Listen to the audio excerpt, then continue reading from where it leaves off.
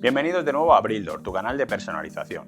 En el vídeo de hoy te hablamos de algo que se ha vuelto un complemento de uso diario debido a los acontecimientos, las mascarillas. El problema es que generalmente no son muy bonitas.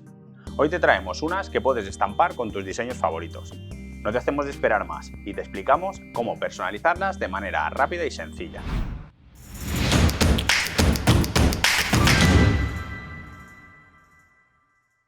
Estas mascarillas están disponibles en dos formatos, uno grande y uno pequeño, que se adaptan a la mayoría de las caras. Para personalizarlas solo necesitas un equipo de sublimación. Descarga la plantilla en la ficha del producto. Te dejamos el enlace arriba y en la descripción. Prepara tu diseño y mándalo a imprimir en tu impresora de sublimación en modo espejo. Recorta la impresión.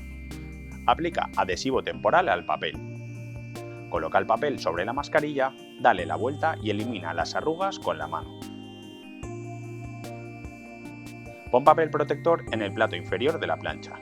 Coloca la mascarilla con el diseño arriba y las gomas hacia afuera. Pon papel protector encima y estampa a 200 grados 40 segundos con presión alta. Cuando acabe el planchado, retira el papel protector y el de sublimación. Ya tienes tu mascarilla personalizada.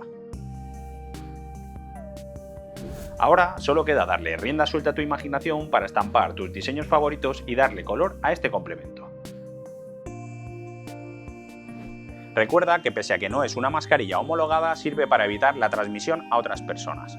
Además, puedes utilizarla sobre otra mascarilla para mejorar la protección, y son lavables y reutilizables. Esperamos que te haya gustado el vídeo. Si es así, déjanos un me gusta y suscríbete a nuestro canal para no perderte ningún tutorial sobre personalización. Cuídate mucho y nos vemos pronto.